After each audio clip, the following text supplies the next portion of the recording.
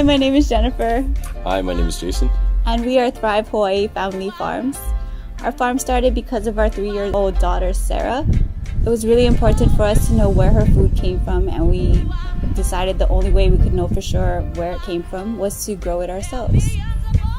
Yeah, it's been a long and hard road to get out here, but we're out here now, and welcome to our new location.